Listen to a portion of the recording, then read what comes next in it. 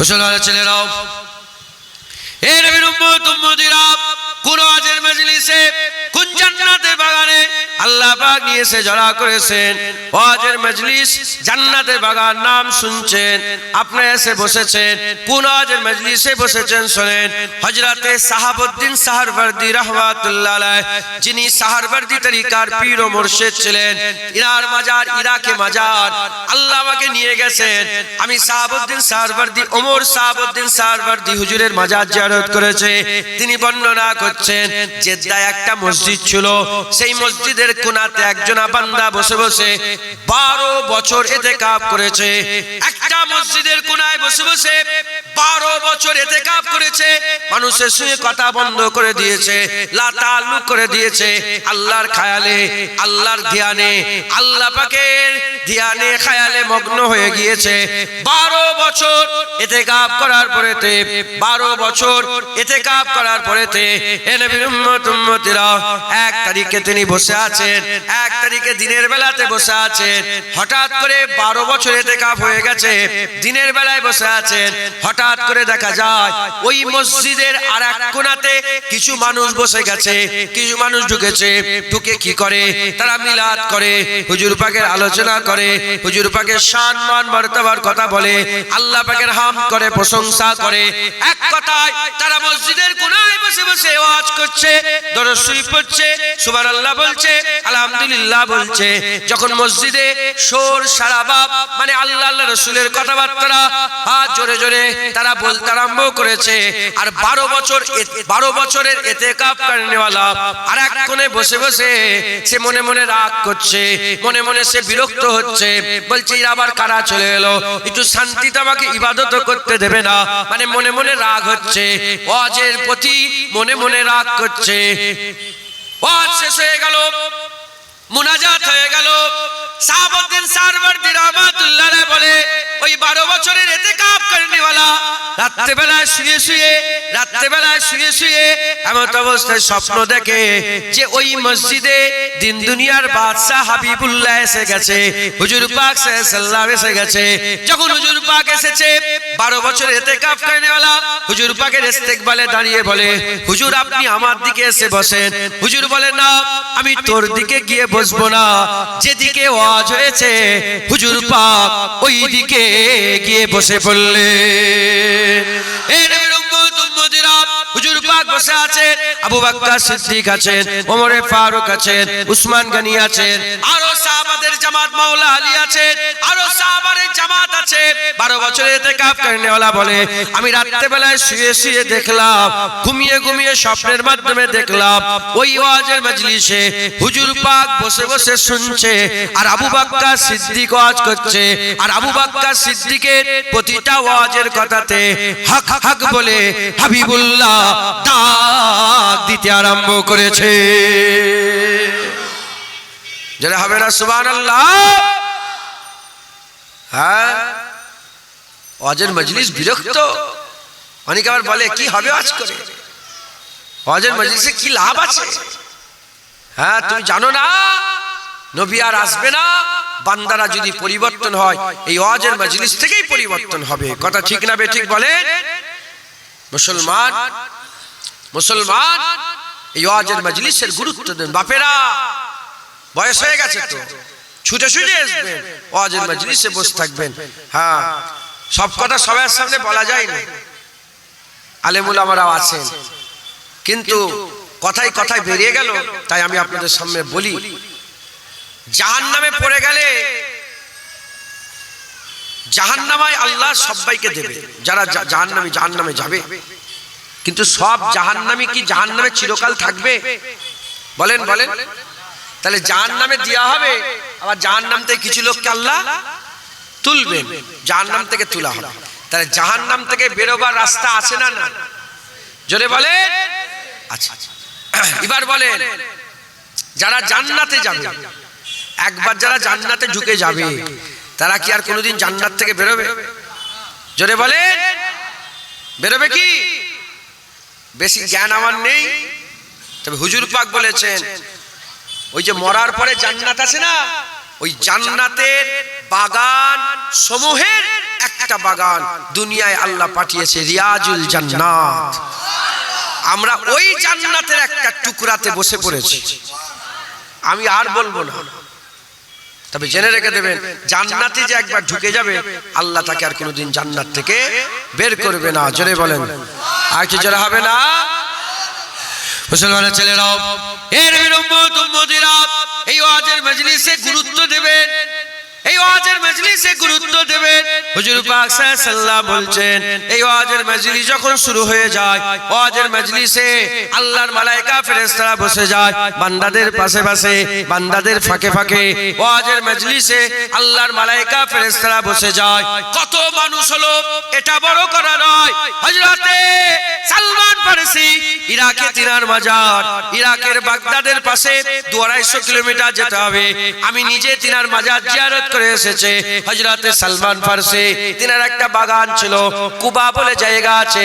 ওই বাগানে হযরতে সালমান ফারসি পাথরের চাট্টানের উপরে দাঁড়িয়ে দাঁড়িয়ে 12-14 জন মানুষকে সামনে বসিয়ে ওয়াজ করতে আরম্ভ করেছিলেন। আকা মাওলা রাসূল পাক সাল্লাল্লাহু আলাইহি ওয়াসাল্লাম ওই ওয়াজের মজলিসে আর ধার দিয়ে খেজুরের বাগানের আঁকাবাঁকা রাস্তা দিয়ে হুজুর পাক সাল্লাল্লাহু আলাইহি ওয়াসাল্লাম হেঁটে হেঁটে যাচ্ছেন।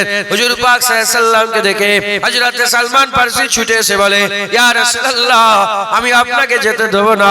হুজুর, আমাদের ওয়াজের মজলিসে যোগদান করতে হবে, ওয়াজের মজলিসে আলোচনা করতে হবে, বসতে হবে। বলার সাথে সাথে আকা মাওলা রাসূল পাক সাল্লাল্লাহু আলাইহি ওয়াসাল্লাম বললেন, এ সালমান, আমি তোমাদের ওয়াজের মজলিসে গিয়ে বসবো, আমি তোমাদের ওয়াজের মজলিসে যোগদান করব। তবে শুনে নাও, তুমি নবী নয়, আমি নবী, তুমি রাসূল নয়, আমি রাসূল।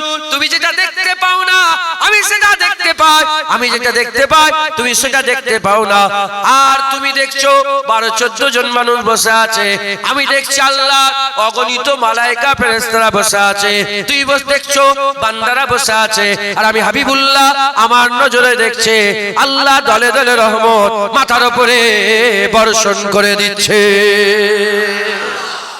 যারা হবে না মুসলমান, কোন ওয়াজের মজলিসে, কোন জান্নাতের বাগানে নিয়ে এসে বসিয়েছেন? হ্যাঁ, এখানে দাড়ি চাচা বসেছে, বেনামাজি বসেছে, বেরোজগার বসেছে, সুদের কারবার করেনেওয়ালা বসেছে, আবার সুদ খায় এরম লোক বসেছে, লটারির টিকিট কাটে বসেছে। হ্যাঁ, কত কিসমের মানুষ বসেছে। যখন আসমান থেকে পানি বর্ষণ হয়, হিন্দু খ্রিস্টান ইহুদি নাসারা বলে নয়, যে আসমানের তলায় থাকে তার মাথায় বর্ষণ হয়। ওরকম জান্নাতের বাগানে রহমতের বৃষ্টি বর্ষণ হয়। যে জান্নাতের বাগানে বসে আল্লাহ তাদের মাথার উপরে ফেলে তাদের জীবনের গুনাহগুলোকে দয়াময় মাফ করে দেয়। একবার জোরে বলেন সুবহানাল্লাহ। হ্যাঁ, এখানে বসবে না তো কোথা বসবে, কিন্তু মানুষের আর টান নেই। ইসলাম থেকে মানুষ দূরে সরে যাচ্ছে। হয় যতক্ষণ একটু এদিক ওদিক হোক না, আমারই বুকের কলার ধরতে আসবে। একটু এদিক ওদিক হলে না, আমারই বুকের কলার ধরতে আসবে। আলেমুল আমাদের সম্মান নেই, ইমামের সম্মান নেই। হ্যাঁ, হুজুর পাক বলেছে আখিরি জামানায় যারা গুন্ডা হবে, মাস্তান হবে, লোক তাদের ঘরে সম্মান করবে, ভালো লোককে সম্মান করবে। আলেমুল আমাদের সম্মান করবে না, ইমাম সাহেবের সম্মান নেই, মুয়াজ্জিনের সম্মান নেই, গ্রামের নামাজি পরেশগারের সম্মান নেই।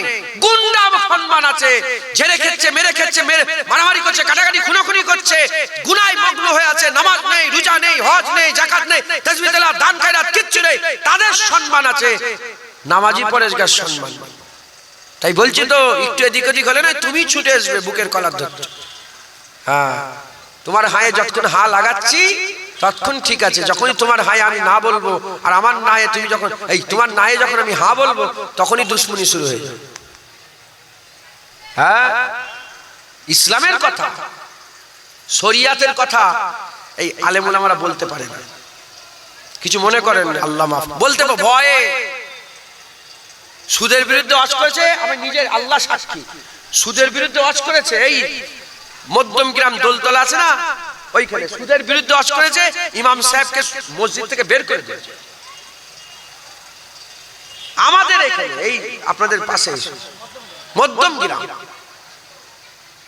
তাকে আবার প্রথমে ওয়ার্নিং দিয়েছে যে তুমি ওইসব সুদফুদের ব্যাপারে এমনি ওয়াজ করো, সুদফুদের বিরুদ্ধে ওয়াজ করো, লোনের বিরুদ্ধে ওয়াজ করোনি, বন্ধনের বিরুদ্ধে ওয়াজ করোনি, সে মুলি সাহেব জাজবাওয়ালা মুলি সাহেব ছিল, বলে যা হয় হবে, আমি আল্লাহর কথা বলে। আবার হজ করেছে, তাকে সবাই মিলে বের করে দিয়েছে। হ্যাঁ, এই তো হাল হয়েছে, এই অবস্থা হয়েছে, কঠিন পরিস্থিতি। এটা ফিতনার জামানা, এটা ফিতনার জামানা, এটা আখিরি জামানা। হুজুর পাক সাল্লাল্লাহু আলাইহি ওয়াসাল্লাম এই জামানার ব্যাপারে বলেছেন কি? হুজুর পাক বলেছেন এই জামানাতে লাল আংরা, চায়ের দোকানে দেখেন নে, মা বোনে রান্না করে দেখেন নে, কয়লা লাল হয়ে পুড়ে আংরা হয়ে যায়। ওই লাল আংরা হাতে রাখা সহজ হবে, ঈমান রাখা কঠিন হবে। কালকে যাবে সকালবেলায়, মা বোনেরা আঁচ দেবে, মা বোনেরা চুলো দেয়, চুলো জ্বালায়, তার থেকে একটা আংরা বের করে হাতে রাখো দেখি। 1 সেকেন্ড রাখতে পারবে? 2 সেকেন্ড রাখতে পারবে? তা হুজুর পাকের কথা অনুযায়ী আমরা ঈমানটা কি করে রাখবো? হ্যাঁ, 40 বছর 50 বছর 60 বছর বয়স হয়ে গেল, আমি বলছি হ্যাঁ আমার ঈমান হলো, মুসলমান মুসলমান মুসলমান মুসলমান বলছি, নিজেকে মুসলমান মুসলমান বলছি। 1 সেকেন্ড আংরা রাখতে পারবো আমরা? হুজুর পাক বলছে আংরা রাখা সহজ, ঈমান রাখা কঠিন। আমি উদাহরণ দিচ্ছি, উদাহরণ। একজন দাড়ি চেঁচেছে, আমি তাকে কেউ আলেম ওলামা, কি গো দাড়ি রেখে রাখুনি কেন? ও বলে ধর দাড়ি রেখে দিকে যা, দিকে সব কথা শোনাস নি আমাকে, তুই দাড়ি রাখতে যা, বড় হুজুর হয়ে গেছে। কাফের কে হয়ে গেল? কাফের হয়ে গেল। সে দাড়িকে অস্বীকার করলো, তুচ্ছ তাচ্ছিল্য করলো, নবীর সুন্নতকে অবজ্ঞা করলো, কাফের হয়ে গেল। আবার বলছে কি গো নামাজ পড়ুনি কেন? এখন বলছো কি হবে নামাজ পড়ে? হ্যাঁ, এতদিন সেজদাতে তুই কি পেয়েছিস বলছে। মুসলমান বলছে, মুসলমান মুখের ভাষা শোনো না। হ্যাঁ, হাঁস পেছন তুলে গেরি পায়, তুমি পেছন তুলে কি পাও? কে কাফের। ওসিয়াত আল্লামা রুহুল আমিন হুজুরের লেখা কালেমাতুল কুফর, ওই কিতাবটা দেখবেন, অধ্যায়টা দেখবেন। মুলি সাহেব ওয়াজ করছে, মুলি সাহেব ওয়াজ করছে, আল্লাহু আকবার আল্লাহু আকবার। এবার আমার গলার সুর, ইনার সুর, এই সবাই সুর কি এক? তাহলে ও ওর সুরে ওর মতন করে আজান দিচ্ছে, এই কথা ঠিক না বেঠিক বলে? তুমি জানো নি বেলাল হুজুরের আজান শুদ্ধ হতো না? বেলাল হুজুরের আজান শুদ্ধ হতো না। কিছু লোক কমপ্লেন করলো, হুজুর ঠিক আছে তাহলে অন্যজন আজান দিক। অন্যজন আজান দেয়, ফজর হয় না। অন্যজন আজান দেয়, ফজর হয় না। জিবরাইল সাল্লাম এসে বললেন হুজুর আজান হয় না? বলে আজান তো হয়েছে।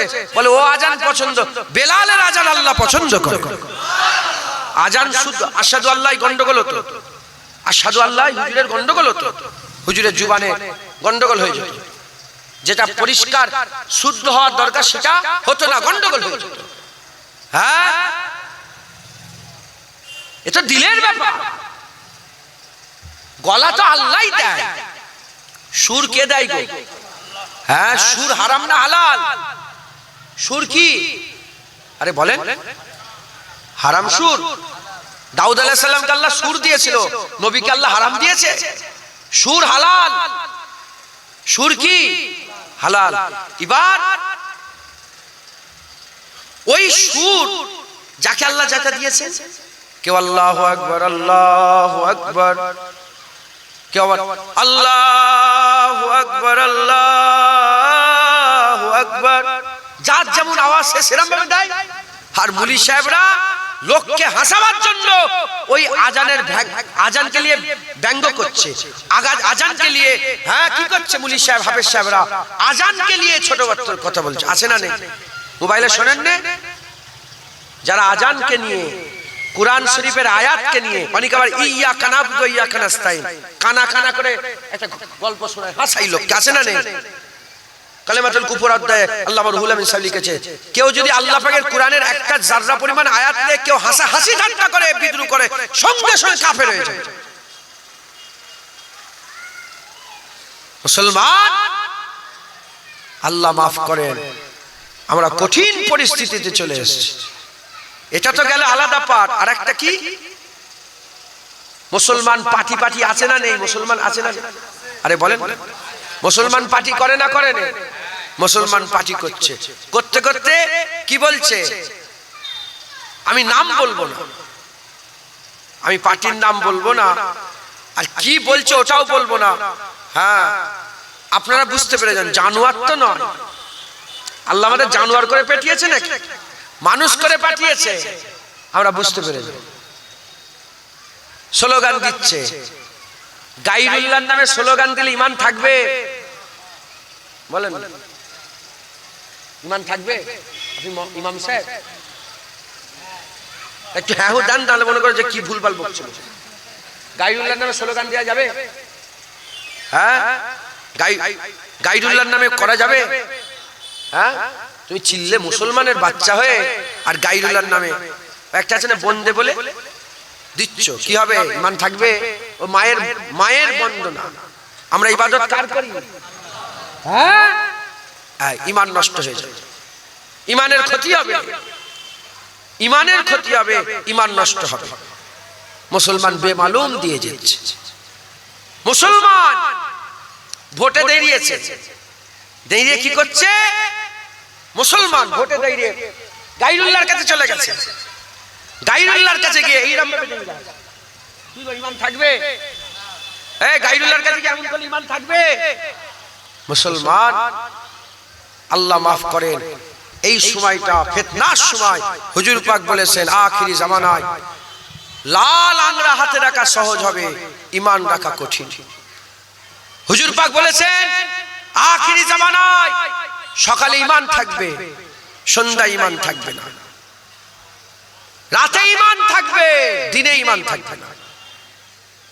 অতএব খুব সাবধান। ইমান বিক্রি করবে এরা, কেউ 10,000-এ, কেউ 10 লাখে, কেউ 10 কোটিতে, কেউ 500, 1000 টাকায় নিজের ইমানকে বিক্রি করে দেবে। খবরদার মুসলমান, দুনিয়া ফানা। দুনিয়া কি? ভিডিও করেন, দুনিয়া কি? ফানা। কুল্লু মান আলাইহা ফান ওয়া ইয়াবকা ওয়াজহু রাব্বিকা যুল জালালি ওয়াল ইকরাম।